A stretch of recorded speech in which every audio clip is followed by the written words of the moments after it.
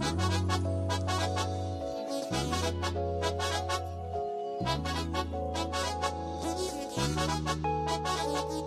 there, you're welcome to another beautiful episode of Collavare Work Series. It's been a minute, but we are back and excited. We're back. Yes, it feels so good to be back. Azeez is also here, as always. It's good to have him here. Collavare Work Series is a podcast that is dedicated to exploring the fascinating world of work. My name is Ziika, and I'm the host of this podcast. I think we'll just go straight to what we'll be talking about today. Today we'll be looking into a very interesting topic. We'll be talking about artificial intelligence and the future of work. So this subject actually holds very significant importance because AI has become a widely discussed phenomenon, and there's several implications that AI has on humanity. So what we'll be doing today is unraveling the meaning of artificial intelligence, the impact on humanity, and how we're supposed to respond to it. So as we, before we go forward, we would just want to let you know that this episode will be in two parts. So today we'll be looking at AI and the impact of work on individual basis, while in the second part, we'll be focusing on societal impacts of artificial intelligence. As always, like I said earlier, Azeez is here. Hi, Azeez. Hi, Ziika.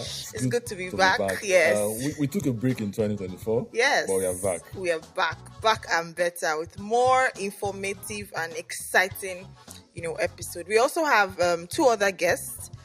Danny Johnson, who is the co-founder and principal analyst at Red Thread Research, as well as Olaoluwa Jose, the head of engineering at Savient Finance. Azeez? Yeah, thanks, Ziika. Good to be back. Yeah. Back with this episode. And I think for me, it's a special episode. Why? This was recorded over 3 years. Wow. The first interview with Danny Johnson took place in 2023. The interview with Olaolu took place in 2024. And now we're 2025. Recording. Wow. And during that time, my view on AI evolved. And it's important. My view on AI became more balanced. That's how I would put it. And I will say it like this. If you were going to find out the truth about climate change, who would you get that information from? The oil and gas industry? No. Exactly. Because the oil and gas industry contributes to climate change. Yeah.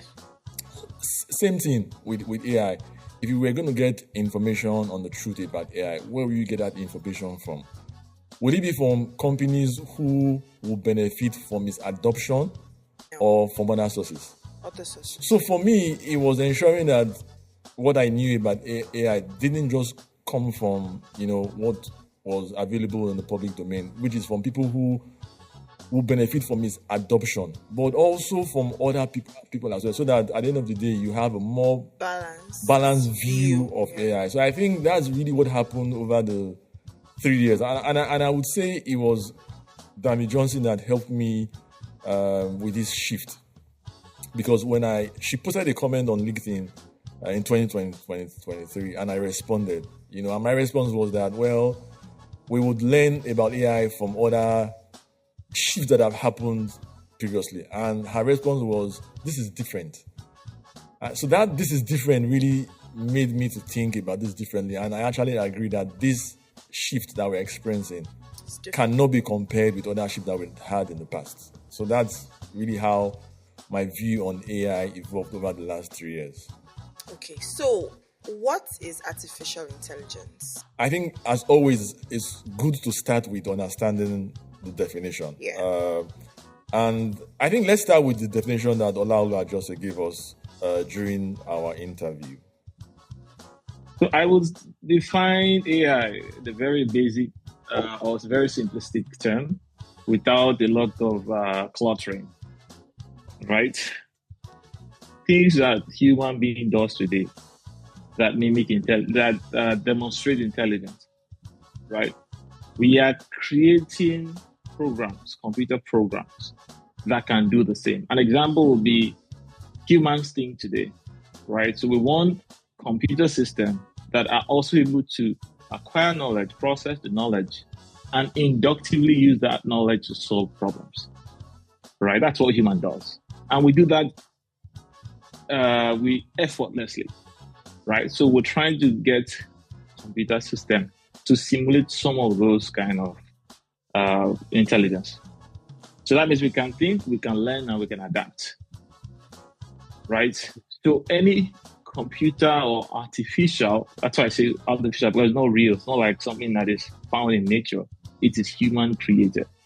That can demonstrate the ability to think, learn, and adapt, or to use those learnings to solve problems. We say that's artificial intelligence. Okay. I would kind of like paraphrase, and I would explain how I like to see artificial intelligence. What Laulu said is how you typically find AI defined. It's more of a tool that can do what humans currently do.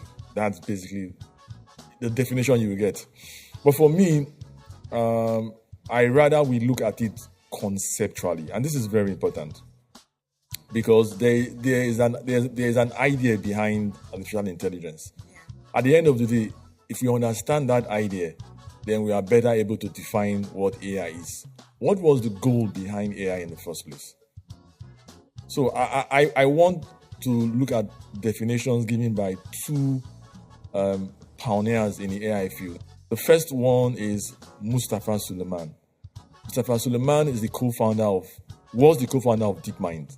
DeepMind was an early pioneer of AI. He's currently the CEO of Microsoft AI. And the second person's definition that I want us to look at is Ilya Sutskever. Sutskever was a co-founder of OpenAI. You remember OpenAI? Yeah. He was one of the board of directors that voted to oust Sam Altman. So he begins to tell you his view. Yeah. Okay. Currently, he's the co-founder of Safe Superintelligence.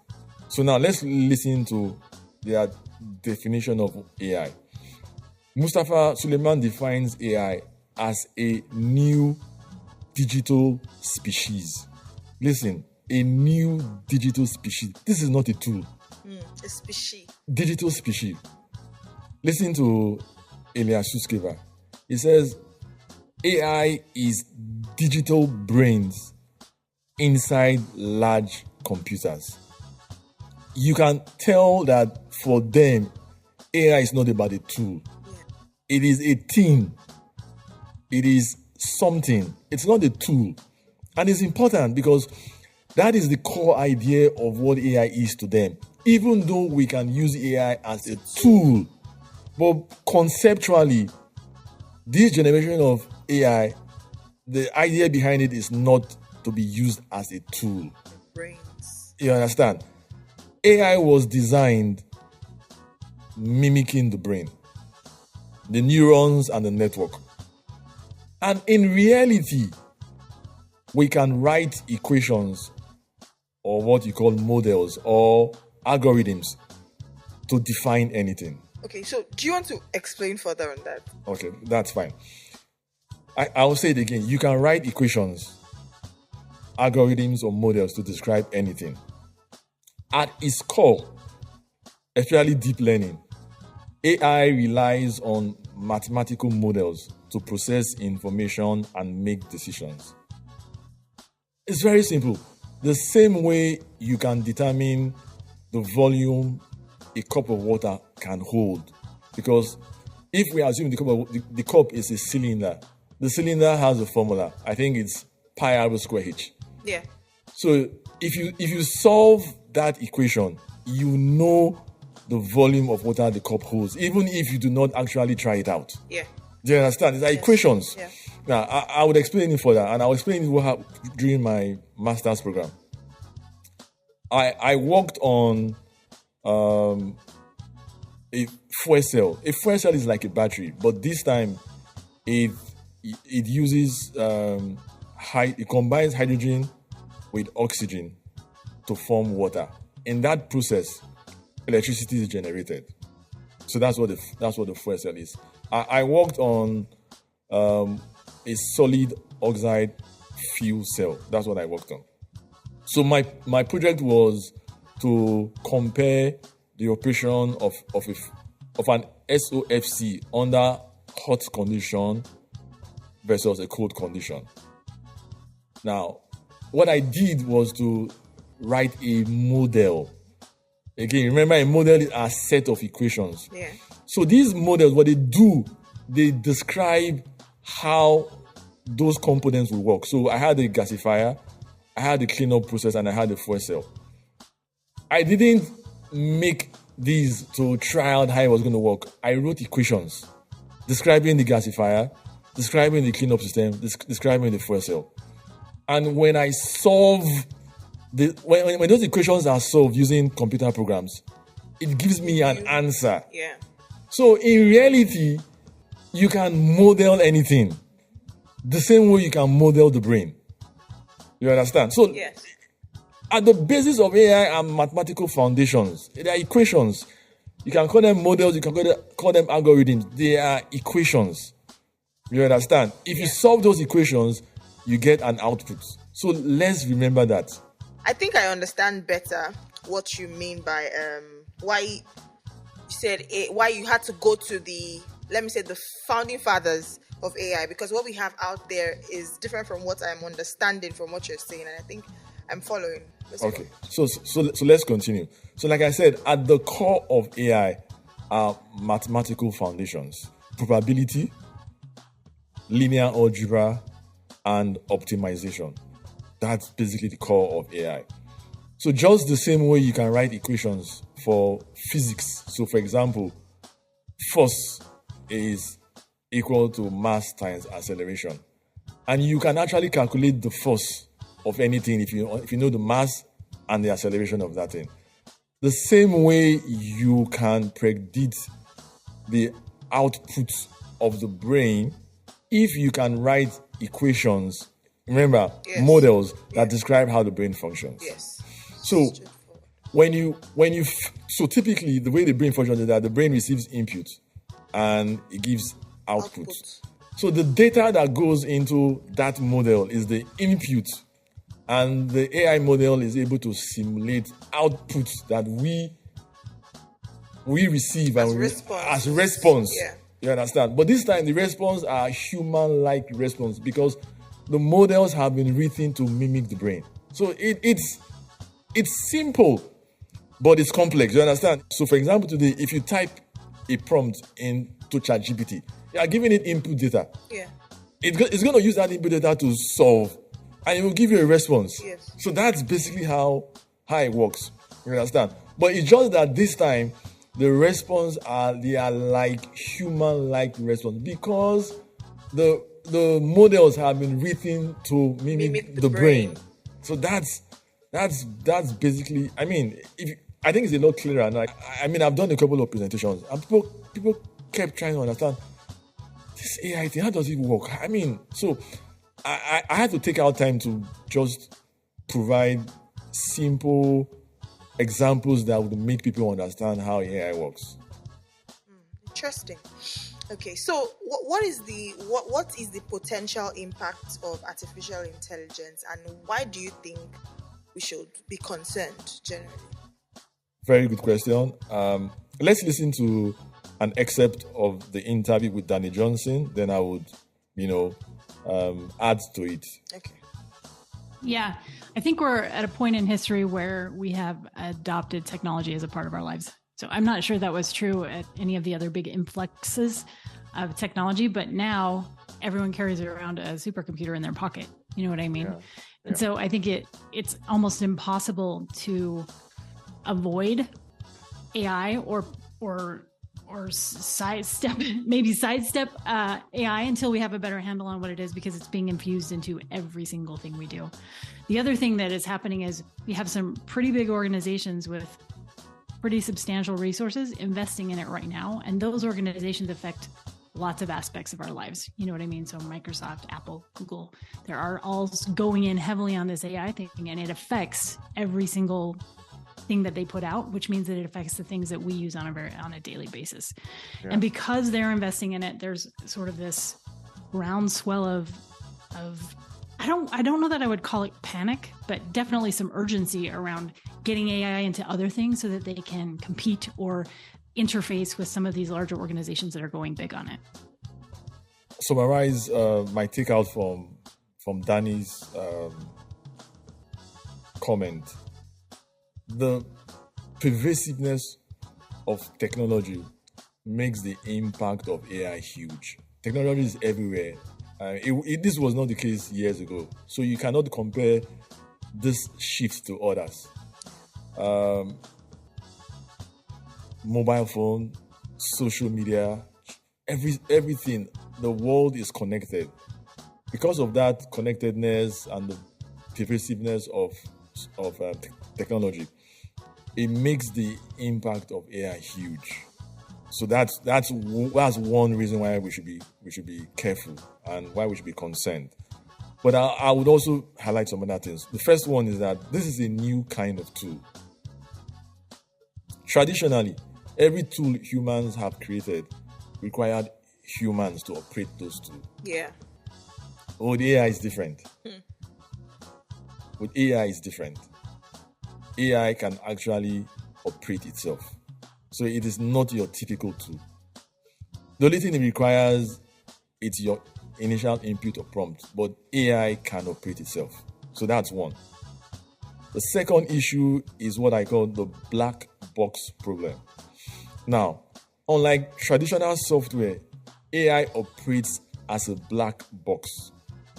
Yes, we feed it data and it produces results, but we do not fully understand the inner workings of how it reaches those conclusions. We do not fully understand. And this is how I would explain. Imagine when the car was invented. Imagine we didn't fully understand how the car operated. Would that not be of concern? Definitely. Exactly. And I'm going to refer to Jeff Hinton, often referred to as the godfather of AI. And I'm going to read what he said. This is Jeff Hinton, the godfather of AI. This is what he said. He said, what we did as humans is design the learning algorithm. That's the equations, okay? When the learning algorithm interacts with data, it produces complicated neural networks that are good at doing things, but we really don't understand how they do these things. That is of great concern. And this is the reality of AI. We have a tool, if I can refer to it as a tool, that can surpass human intelligence in certain areas, yet we do not know how it works. This is a profound and unprecedented development. That is my concern. Now I'm concerned because before this this episode, I had the same knowledge of AI like we talked about initially, but now breaking it down this way, truly. And now my question, especially, this is a work series, so how will it impact job security? And what measures can be taken to mitigate unemployment? Again, there are lots of views on this, but I would like us to listen to excerpts from both Danny Johnson and Olaolu. Then I will come back and I would summarize and I will also add my own take to it as well. But let's start with listening to Danny Johnson. Okay. Disruptive is an interesting word. I think it's all going to be disruptive. It already is disruptive. So, for example, I'm in the middle of a learning technology study. I started collecting information in March, and the information that I collected on AI is likely outdated by now because so many things have happened between March and June of this year. It's just moving so dang fast. And so I guess if I had to choose one thing to use the word disruptive on, it would be the speed at which this is happening and the speed at which we need to adapt our organizations and our people to embrace these technologies in a really safe and logical way. Back in the day, people would say, I'm going to learn Microsoft Word or CorelDRAW, all the kind of things that you go learn in institutions. Now you don't need to do that. So that means even the kind of work, the kind of study you go for has been greatly disrupted by AI. How we learn already being influenced. So it means that it's not business as usual. It is not. Because it is bringing about, I'll give you a practical example. I think it was Hollywood, people who write script, and suddenly they began to revolt because a lot of those script adapted from maybe ChatGPT or whatnot. And they are arguing that, two arguments that number one, this tool does not have the potential to create as much as they have. The second is that some of their materials are what is being used to train this AI. And the question, you're a producer, you want to drop your costs, right? You want to keep the profit margins really high. So, and sometimes there are ethical concerns to doing that. Because what you laying off half of your staff, just like Twitter recently, almost 80% gone, and you have 20% left. Whether AI is a part of that tool, or of course, he said majority of the code today, 40% in Twitter is written by AI, right? So that means that no job in quotes will be safe, right? Or say every single part of human life endeavors will be disrupted greatly.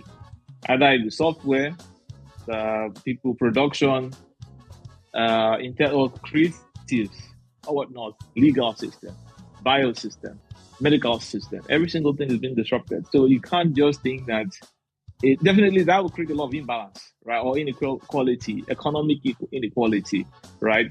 Skill gap, because people now need to start learning how to use tool, right? And so many other things. So that's what I see. It's really very unprecedented productivity for people who can use the tool or use the system, like you said, or people who are not able to harness or take advantage of the strength that it offers.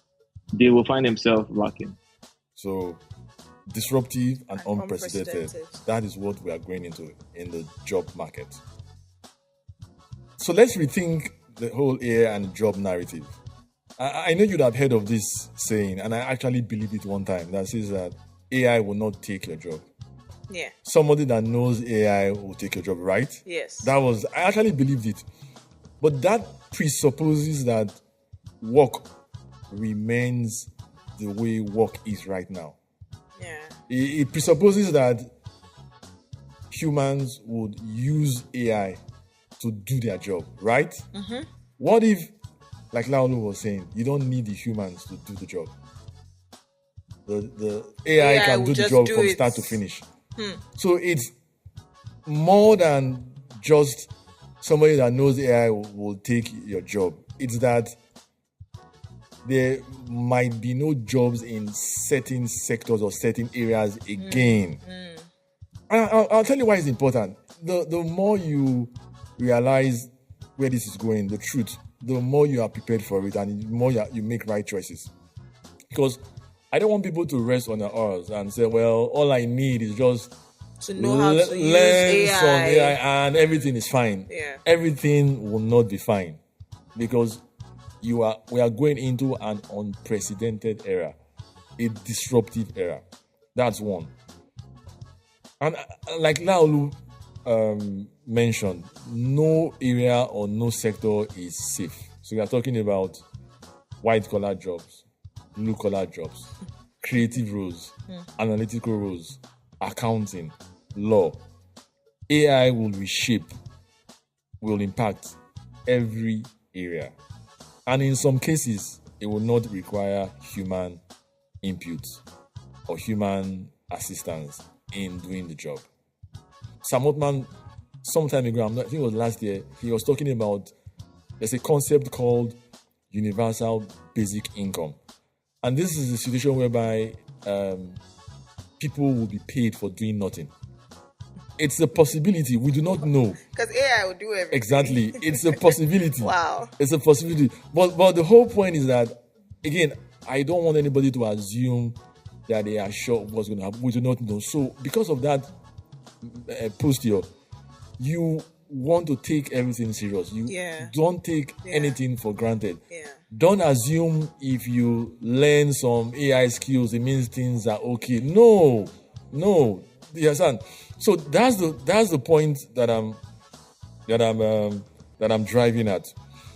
And because of this, the responsibility for adapting AI's impact on jobs must be shared amongst individuals, the private sector, and the government. It's important. Government cannot leave this for private sector. You remember what Laolu said? Shareholders' concern is profitability. If they have to choose between profitability and people's job, they will choose profitability. So government has to be important, has a very important role to play in this. Together, we can put in place strategies and structures that can help us evolve in this era that is beneficial to all. That's my take on this. Any comments? I was actually going to ask before you said this. I was going to say, so what's the way forward? What are we going to do? But I think it's something you are actually already mentioning. Okay, so there are a couple of things. What we are going to do is not rocket science. People know them, but I think what I'm emphasizing is the role of government, individuals and companies. Government cannot take their hands off this and assume private companies will make the right choices. They will not. So one, there's been a lot of talk about workforce adaptation, whether it is reskilling or redefining work. That has to be a collaborative effort between government, private businesses, and the educational system. You cannot leave that alone for companies. You cannot.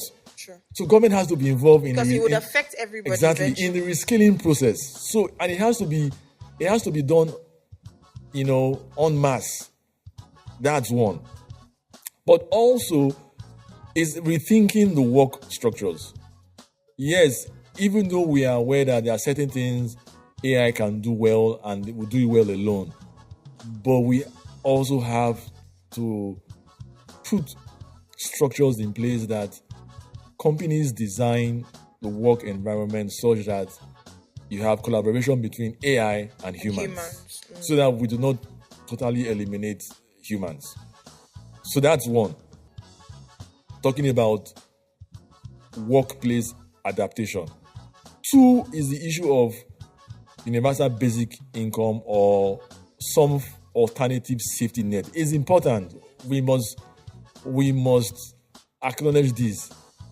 If massive unemployment becomes the norm and countries become productive without humans, how do you take care of those humans? And that's where universal basic income comes in. You can pay everybody some type of salary or safety nets. You understand? It could be tax credit, wage subsidies, whatever. But these things have to be considered now. Thought about. Exactly. Structures put in place. Exactly. Yeah. And lastly is the individual responsibility. Continuous learning is important. No one can afford to remain stagnant. Individuals must take ownership of their future by continuously learning and upskilling to remain relevant. Adaptation is key in this era that we are entering. It's very key. So I think these are some of the things. Like I said, it's not as if what I'm saying is it's different or new. My view is that, I'll say it again, individuals, private institutions, private businesses, and the government need to work hand in hand to address these issues. It's food for thought. Interesting. Okay, so my question now is, what are the skills that you think humans, as workers, have to, take on? What skills will now be required? Because we're already in an AI-driven economy. Yeah, we are. Yes. So what new skills do you think will be required, and how can we actually facilitate transformation in the workforce? I think both discussions with Laolu and Danny, I think this came up. Okay. So we just listen to an excerpt from their Then I would at the end of the round up with some additional thoughts. Okay. So let's listen to Laulu first. Back then, when I work on projects, I will need like 6 people, like PMs and quality assurance personnel. I need somebody to do the front end, back end design. Right now, the role of project management is heavily disrupted because from the requirement gathering to fine-tuning this thing or to create the stories, everything can now be done by computer. Even testing, the test strategy, methodologies you use to confirm if something is good or not cannot be automated. What that means is that you need to find how to leverage this new strength to do much more, right? Or you would just be in that category of people who keep saying this thing cannot take our job, it's a lie, it's just like it's a phase, it's gonna go away. Some people said about the internet. I say, oh no, it doesn't have capability to disrupt, just like many other great inventions, in no time will be out. I want people to start seeing the great threats and the opportunity provided. For example, cybersecurity is now redefined because if you call a computer breach as people taking advantage of vulnerability of a system, so what do you do when another system takes advantage of another system? What do you call that? How do you attack that? Right? When you define murder as human being killing another person, how do you now define when an autonomous system is doing the same thing? Right? So a lot of things are about to be redefined because they're not the same, right? On the ethics, on the policies, on the security, on the job, every single thing is now being disrupted. If you are very good at, scouting some opportunity, it might just be time for you to start learning, AI side of security, right? Or AI side of legal, or every other thing that we know that will be disrupted to find a balance. So that's what I strongly believe should be a thing in our day. Yeah, I think that some of the things that we've been doing that are busy work are going to come off our plates. So from a learning, I'm deep into learning right now, so I'm going to talk a little bit about learning. But from a learning perspective, L&D professionals spend lots of time curating content and creating content and managing, the back-end databases of people and figuring out who's done what and how they've done it. And that's been largely a manual process until now. That's going to change. And so a lot of the sort of higher level work that can be automated is going to come off our plates, which frees us up to do all kinds of new things. So if I had to put in place a set of skills for L&D and HR professionals in general, it would be adaptability and flexibility, open-mindedness to make sure that they can adapt these tools.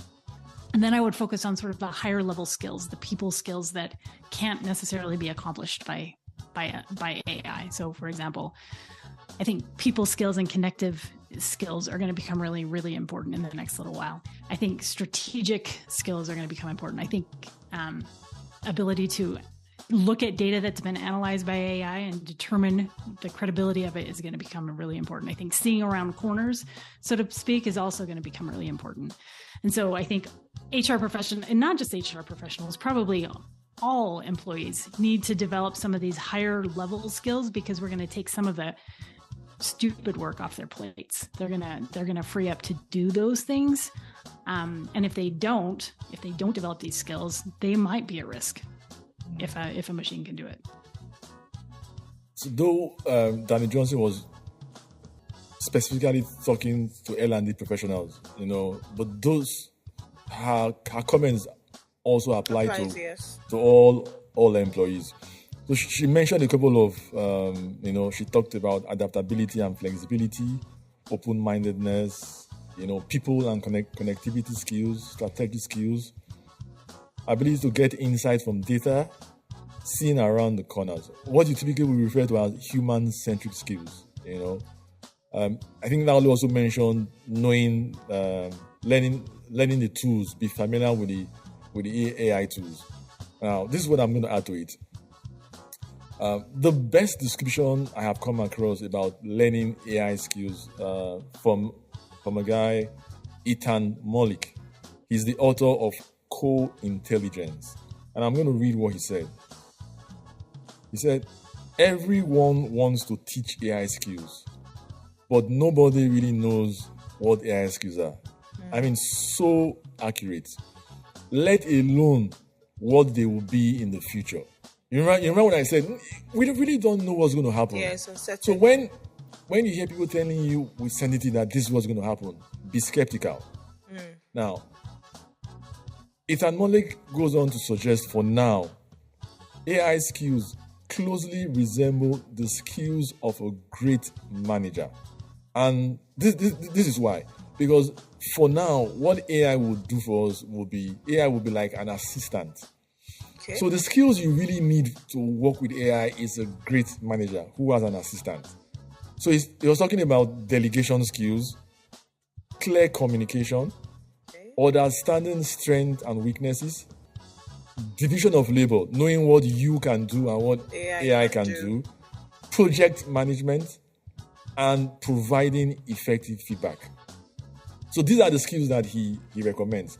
Now, this is my summary on this particular.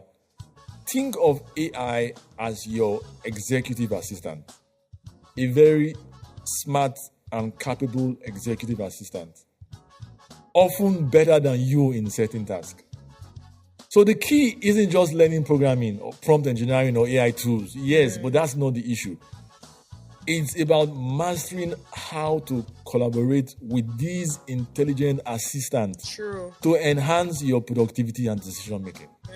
That should be the focus. That's the only way we will not be eradicated exactly from it. It's been a very packed full part one of this episode, and there's been so much to learn. Actually, I think the summary for me will be, just like you said in the beginning, that clarity, that understanding that AI is not just a tool. Yeah, it's not. If I can use the word, it's like a competition. If I can use the word. So it's time to really sit up, reskill, re-strategize, because we have to live in that reality that AI is here. The future is uncertain, so everyone must adapt. We can't be ignorant of what is happening, and leverage on AI itself, just like you mentioned now, developing as things are coming, learning, so that in the future it's not just AI and then we are just sidelined. So I think that's one of the very strong things that I heard from all of the discovery that you brought to us today. So, I will share my concern again. Okay. My concern is that there's still a lot we do not know about AI. And I think governments need to take this very serious, because the impact, we'll talk a bit of that in second part. But the impact of what we are experiencing, if governments do nothing, it will not huge impact on the nation. Yes, on nations. And I'll share this. There was an AI summit that was held in Paris, I think last month. They held it. Was it last year or 2 years ago? You had Joe Biden and Rishi Sunak. And if you look at the theme of that AI summit compared to the theme of this AI summit, you will see what I'm talking about. In that particular summit, there was a lot of caution. There was a lot about what safety guards we need to put in place in ensuring that this doesn't get out of hand. This year's summit, it was all about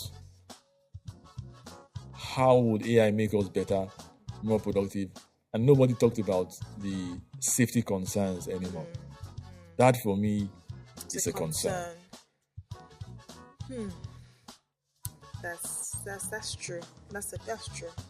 But I'm hopeful that government hears this and takes it up.